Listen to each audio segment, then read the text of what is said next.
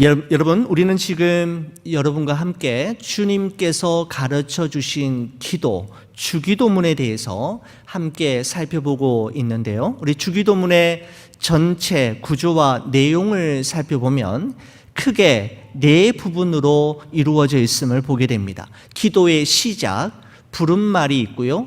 하나님의 뜻을 구하는 기도가 있고, 우리의 필요를 구하는 기도, 이어서 마지막 송영으로 주기도문이 전체적으로 네 부분으로 구성되어 있음을 보게 됩니다. 기도의 시작 부름말은 이런 말입니다. 하늘에 계신 우리 아버지여 라는 말로 기도가 시작이 되고요. 하나님의 뜻을 구하는 기도는 이름이 거룩히 여김을 받으시오며 나라가 임하시오며 뜻이 하늘에서 이루어진 것 같이 땅에서도 이루어지다까지입니다. 우리의 필요를 구하는 기도는 이런 내용이죠. 오늘 우리에게 일용할 양식을 주시옵고 우리가 우리에게 죄 지은 자를 사하여 준 것 같이 우리 죄를 사하여 주시옵고 우리를 시험에 들게 하지 마옵시며 다만 악에서 구하시옵소서. 바로 우리의 필요를 구하는 기도입니다. 마지막은 이런 기도로 마무리되죠. 나라와 권세와 영광이 아버지께 영원히 있사옵나이다. 아멘 이라는 말로 이렇게 주기도문이 이루어져 있습니다. 오늘은 여러분과 함께 우리 주님께서 가르쳐 주신 주기도문 중에서 나라가 임하시오며 라고 하는 이 짧은 기도 속에 숨겨져 있는 소중한 의미를 우리가 함께 살펴보고자 합니다. 교우 여러분, 여러분이 꿈꾸는 이상적인 세상은 어떤 세상입니까? 여러분은 어떤 세상에서 한번 살아보았으면 좋겠다라고 생각하시는지요? 여러분에게는 무엇이 충족되면, 무엇이 있으면 정말 행복할 거라고 생각하시는지요? 여러분, 이 세상을 살아가는 사람들이라면 누구나 한 번쯤은 지상 낙원, 유토피아와 같은 세상을 꿈꾸며 그곳에서 한번 살고 싶다라는 생각을 하곤 합니다. 16세기 영국의 사상가인 토마스 모어라고 하는 사람이 유토피아라고 하는 단어를 처음으로 사용했던 사람인데, 여러분 이 유토피아라고 하는 이 단어는 유라는 단어와 토피아라고 하는 두 단어가 함께 만나서 이루어진 말입니다. 여러분, 먼저 토피아라고 하는 뜻은 장소, 지역, 땅이라고 하는 의미를 가지고 있고요.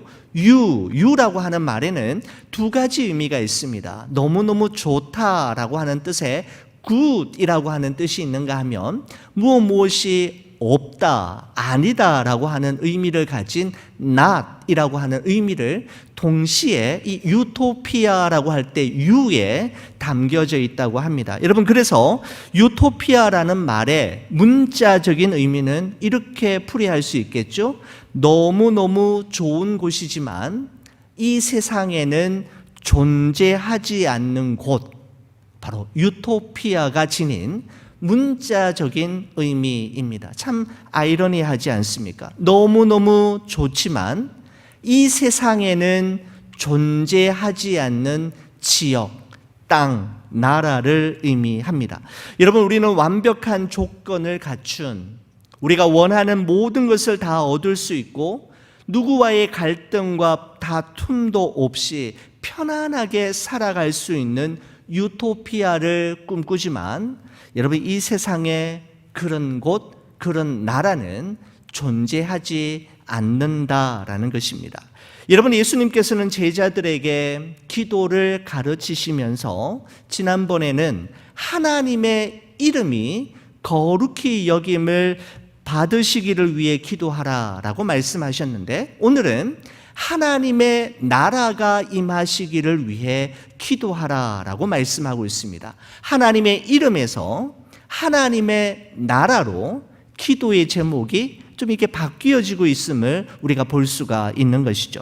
여러분, 예수님의 이 기도를 우리가 바르게 이해하기 위해서는 하나님의 나라가 무엇인지에 대한 이해가 먼저 언급이 되어야 할 것 같습니다. 여러분, 사복음서 중에서 유대인 독자들을 위해서 쓴 책이 마태복음인데 마태복음에서는 하늘나라 천국이라는 말로 표현이 되고 있고요.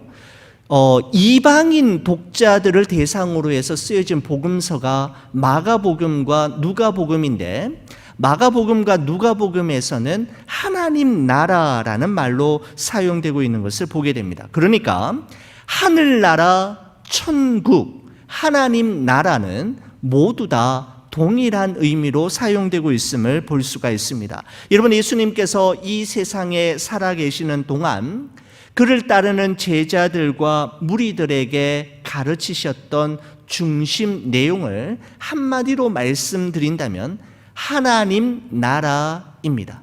예수님께서는 3년 동안의 공생의 사역을 통해서 오직 한 가지 주제를 가지고 무리들과 제자들에게 가르치셨는데 하나님 나라입니다. 하나님 나라는 어떤 곳이며 하나님 나라는 어디에 있으며 그 하나님의 나라는 어떻게 들어갈 수 있는지, 그리고 그 하나님의 나라는 이 땅 위에서는 경험할 수 없는지, 어떻게 하면 이 땅 위에서 천국을 살아갈 수 있는지에 대해 예수님은 끊임없이 가르치시고 그들에게 교훈하여 주셨던 것입니다.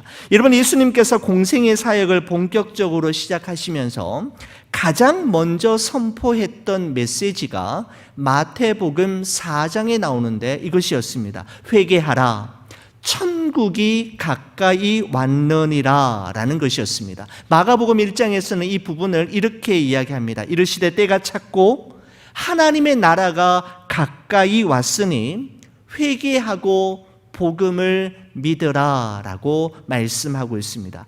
천국이 가까이 왔다, 하나님의 나라가 가까이 왔다 라고 하는 이 말씀의 의미는 예수님께서 이 세상에 오시고 우리 사람들의 곁으로 오심으로 말미암아 천국이 이 세상에서 시작되었고 하나님의 나라가 이 세상에서 이미 구현되기 시작했음을 말씀하고 있는 것입니다. 여러분, 그렇습니다. 천국, 하나님의 나라는 믿는 사람들이 죽어서 가는 나라이기도 하지만 또한 천국 하나님의 나라는 우리에게 오는 나라, 우리에게 임하는 나라. 다시 말씀드려서 천국 하나님의 나라는 오늘 나의 삶의 현장에서도 얼마든지 경험하며 살아갈 수 있는 곳임을 예수님은 우리에게 말씀해 주셨던 것입니다. 믿는 사람들이 죽어서 가는 그 나라도 천국 하나님의 나라이지만 우리가 이 세상을 살아가는 동안에 경험하는 또 하나의 나라, 하나님의 나라가 있음을 예수님은 우리에게 말씀해 주셨던 것입니다. 여러분, 2007년도에 극장가에서 상영되었던 영화 중에 버킷리스트라고 하는 영화가 있습니다. 잭 니콜슨과 모건 프리만이 주연으로 나오는 영화인데 여러분에게도 한번 강추해드리고 싶은 영화입니다. 잭 니콜슨이라는 이 배우가 백만장자인 에드워드라고 하는 사람의 이름으로 나오고 모건 프리먼이 자동차 정비사로서 카터라고 하는 이름으로 등장하게 되는데 여러분, 백만장자와 자동차 정비사, 달라도 너무너무 다른 두 삶을 살아왔던 그 두 사람이 암이라고 하는 치명적인 사망 선고를 받고 난 후에 한 병실에 나란히 누워 있게 되면서 그들의 만남이 시작이 됩니다. 그들은 6개월 내지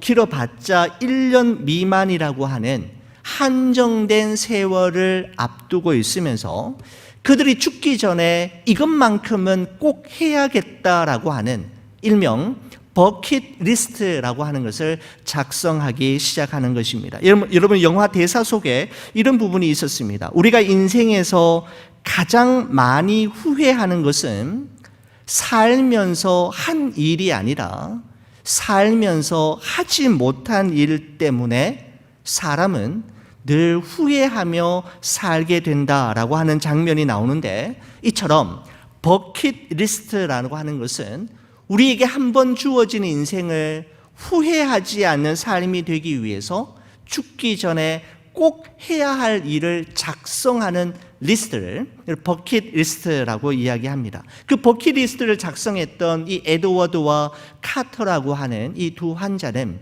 병원에서 벗어나서 죽기 전에 자기가 하고 싶은 일들을 마음껏 실천해 가기 시작하는데 여러 가지 장면들이 나옵니다. 첫 장면은 이것이었습니다. 경비행기를 타고 하늘 높이 올라가서 공중에서 낙하하는 스카이 다이빙. 저도 너무너무 해보고 싶은 건데 스카이 다이빙으로부터 시작해서 카 레이서, 레이싱도 하고 그 다음에 만리장성에서 오토바이를 타고 질주하는 그런 것도 해보고요. 세렝게티 초원에서 사냥하는 그런 일부터 시작해서 마음껏 눈물이 나도록 한번 웃어보던 그런 일도 한번 해보고 평생 동안 화해하지 못하고 지냈던 자기 딸과 화해하고 서로 용서하는 일까지 정말 죽기 전에 이 두 사람이 꼭 하고 싶었던 일들, 더 이상 미루어서는 안 되는 일들을 해나가는 그런 장면들을 보면서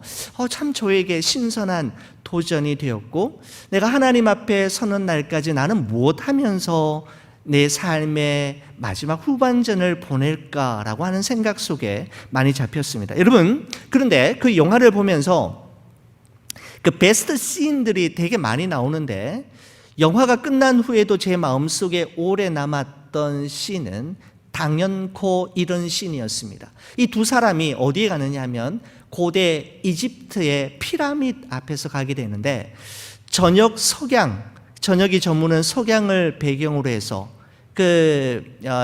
이집트의 피라미드를 배경으로 해서 카터가 이렇게 모건 프리먼이 잭 니콜슨에게 이렇게 이야기합니다.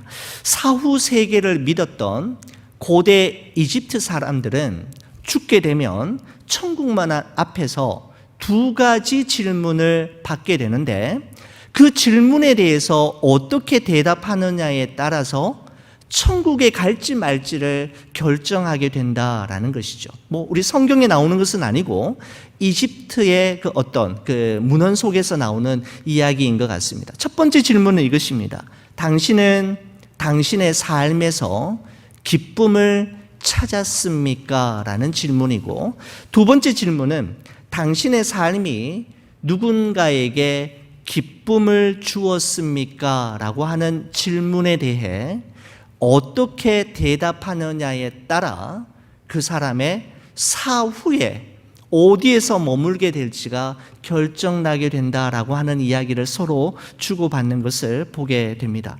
여러분, 그 영화를 본 이후에 저의 마음속에 계속해서 이 두 가지 질문이 마음속에 오래오래 남았습니다. 나는 하나님께서 주신 최고의 선물인 나의 인생을 기쁨으로 감사한 마음으로 살아가고 있는가? 그리고 나는 나의 삶이 누군가에게 기쁨을 주며 희망과 용기를 주고 있는가? 나는 내가 머물고 있는 장소, 교회와 나의 가정에서 천국을 만들어 가고 있는가라고 하는 질문을 제 자신에게 계속해서 하게 되었습니다. 여러분, 한국인 최초의 우주 비행사이죠. 이소연 박사라는 분이 여성분입니다. 그분이 우주에서 갔다 온 이후에 우주에 다녀온 이후에 그 느낌을 이야기하는 것을 제가 어느 책에서 본 적이 있습니다. 여러분, 그분은 이렇게 이야기합니다. 우주에서 임무를 마치고 지구로 내려올 때쯤 든 생각은 내가 과연 지구에 살 자격이 있는 사람인가? 지구의 무임승차에 살면서 오히려 해를 끼치는 존재이지는 않았나 하는 생각을 하게 됩니다. 우주에서 숨을 한번 들이키려면 엄청나게 복잡한 장비가 있어야 하고 많은 대가를 지불해야만 합니다. 하지만 지구는 아무것도 원하지 않아요. 어떤 대가를 지불하지 않아도 마음껏 숨을 쉬며 살 수 있게 해주고 있는 거예요. 그런데도 저는 감사함을 모르고 살았던 겁니다. 저는 그 감사함을 잊지 않기 위해 지금도 노력하고 있습니다 라고 하는 글을 보는 순간 제가 스크랩을 해서 저에게 적용하기 위해서 모아두었던 글이 있었습니다. 사랑하는 성도 여러분, 여러분은 어떠신지요? 여러분에게 주어진 하루하루의 삶을 정말 기쁨으로 감사함으로 살아가고 계시는지요? 여러분은 여러분이 머물고 있는 그곳을 천국으로 만들어가는 사람이신지요? 여러분, 이 세상에 당연한 것은 아무것도 없는 것 같습니다. 그저 당연하다고 느낄 뿐인 것이죠.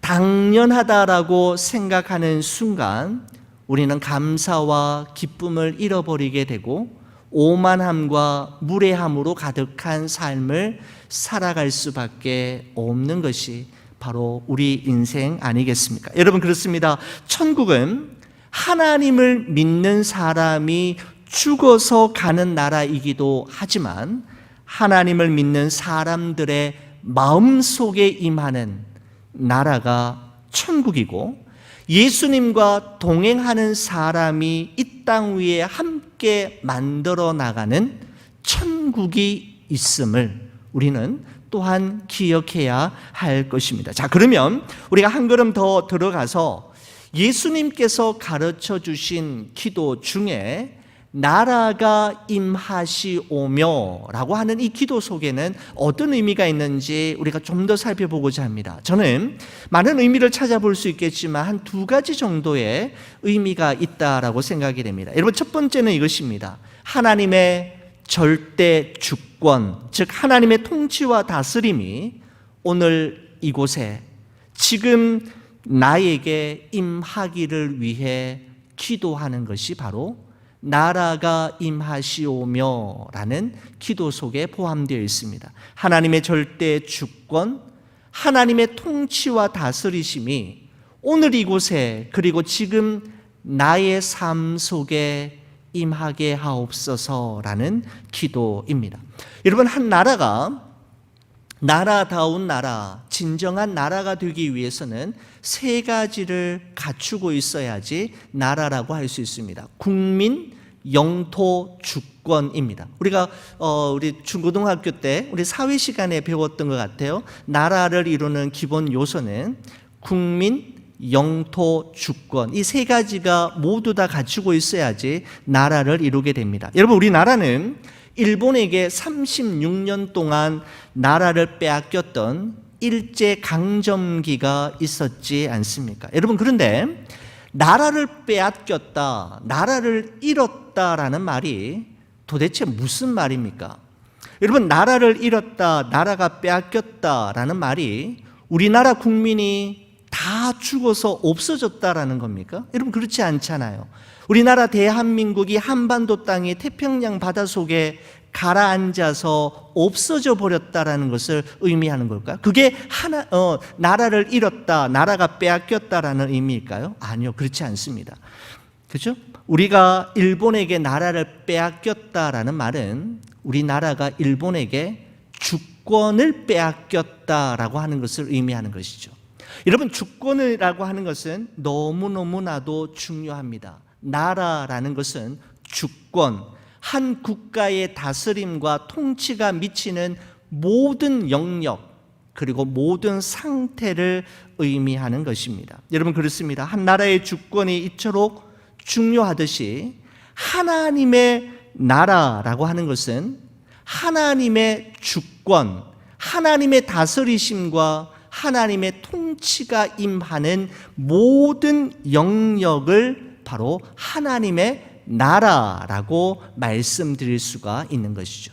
하나님의 주권, 하나님의 통치와 다스리심이 미치는 모든 영역이 바로 하나님의 나라입니다. 여러분, 예수님께서 나라가 임하시기를 위해 기도하라라고 하는 이 말씀의 의미는 온 인류가 함께 살아가고 있는 지구촌 모든 나라들 가운데 여러분과 제가 두 발을 딛고 살아가고 있는 이 미국 땅 위에, 그리고 우리가 한 신앙 공동체로 부름을 받은 좋은 비전 교회 위에와 우리 가정 가운데 하나님의 다스리심과 하나님의 통치가 임하기를 위해 기도하는 것을 의미하는 것입니다. 또한 이 기도는 더 이상 내가 내 인생의 주인이 아니라 오직 하나님이 내 인생의 주인이 되어 주심을 인정하며 고백하는 기도를 의미하는 것입니다. 그래서 제임스 패커라고 하는 신학자가 이렇게 이야기했습니다. 하나님의 나라는 장소가 아니라 관계이다. 하나님의 나라는 예수를 나의 삶의 주인으로 모시는 곳이라면 어디에서든지 존재한다라고 이야기하고 있습니다. 하나님의 다스리심과 통치하심이 머무르는 교회, 가정, 나라, 지구촌, 바로 그곳이 하나님의 나라라는 것이죠. 여러분, 그래서 하나님의 나라가 임하시옵소서라고 기도하는 것은 하나님께서 내 인생의 주인이시기 때문에 더 이상 내가 원하는 대로 살아가는 것이 아니라 하나님께서 원하시는 대로 살아가는 삶을 살 수 있도록 내 마음을 다스려 주시고 내 삶을 통치하여 주시기를 바라는 기도라고 말씀드릴 수가 있는 것이죠. 여러분, 예수님께서 제자들에게 가르치신 나라가 임하시기를 위해 기도하라라고 하는 두 번째 의미는 이런 의미라고 생각이 됩니다. 내가 처한 형편과 처지가 어찌할지라도 하나님의 절대 주권과 다스리심을 믿기에 하나님께 모든 것을 맡기며 순종하며 살 것임을 고백하는 기도입니다. 여러분, 우리 모두는 기본적으로 하나님의 뜻을 아는 것을 중요하게 생각하고 하나님의 뜻대로 살아가고 싶은 갈망이 우리 모두에게 있습니다. 여러분, 하지만 문제는 하나님의 뜻을 잘 모른다라는 사실이지 않습니까? 분명 하나님의 뜻이라고 확신하고 시작한 일이 좋지 못한 결과를 내기도 하고 하나님의 뜻이 아닌 줄 알았는데 시간이 흐를수록 그게 하나님 뜻이었나? 라는 생각이 들 때도 있다라는 것이죠. 여러분, 그렇습니다. 우리가 이 세상을 살아가는 동안에는 정말 많은 경우에 있어서 하나님의 뜻이 무엇인지 하나님의 뜻이 어디에 있는지를 잘 알지 못한 채 살아갈 때가 너무나도 많습니다. 여러분, 그때는 어떻게 해야 할까요? 여러분, 그때는 하나님을 신뢰함으로 하나님의 손에 나의 일, 나의 문제를 맡기는 것입니다. 신실하신 하나님, 좋으신 하나님, 절대로 실수하시는 법이 없으신 하나님께 나의 일, 나의 문제를 믿음으로 맡길 때 하나님은 모든 것을 합력하여 선을 이루시는 분이심을 우리는 경험하게 될 것입니다. 사도 바울은 빌립보서 4장에 이렇게 고백한 적이 있지요. 내가 궁핍함으로 말하는 것이 아니니라. 어떠한 형편에든지 나는 자족하기를 배웠노니 나는 비천에 처할 줄도 알고 풍부에 처할 줄도 알아. 모든 일, 곧 배부름과 배고픔과 풍부와 궁핍에도 처할 줄 아는 일체의 비결을 배웠노라 라고 이야기합니다. 사도 바울은 자신이 어떠한 형편에 처하든지 배부르든지 배고프든지 풍부하든지 궁핍하든지 일체의 비결을 배웠는데 그 비결이 무엇인가 하면 범사에 자족하는 법을 배웠다라고 이야기합니다. 여러분, 사도 바울이 말하고 있는 범사에 자족하는 삶이라는 것은 내 환경과 내 주변 상황은 여전히 그대로이지만 하나님의 나라가 임한 사람, 하나님의 주권과 다스리심을 인정하는 사람들에게 주어지는 특별한 선물임에 분명합니다. 여러분, 하나님의 나라는 믿는 사람들이 죽어서 가는 나라만을 의미하는 것이 아니라 우리에게 주어진 하루하루의 삶 속에서 우리는 그 하나님의 나라, 천국을, 하늘나라를 경험할 수 있습니다. 내가 내 인생의 주인이 아니라 하나님께서 내 인생의 주인 되심을 인정할 때, 그리고 내 형편과 처지가 어떠할지라도 신실하신 하나님에 대한 절대 주권을 인정하고 믿음으로 내 삶을 맡길 때 우리의 삶에 임하는 하나님의 나라 천국을 우리는 비로소 그때 경험할 수가 있게 되는 것이죠. 여러분, 또한 하나님의 나라를 경험한 사람만이 내가 머물고 있는 그곳이 가정이든 교회이든 직장이든 바로 그곳을 하나님의 나라로 만들어 갈 수가 있는 것입니다. 사랑하는 우리 교회 여러분, 나라가 임하시오며 라고 기도할 때마다 여러분과 저의 삶이, 여러분과 제가 머물고 있는 그곳에서 하나님의 나라를 확장하며 하나님의 나라를 만들어가는 축복의 사람으로 살아가기를 결단하는 여러분과 제가 되기를 우리 주의 이름으로 간절히 축원을 드립니다. 기도하시겠습니다.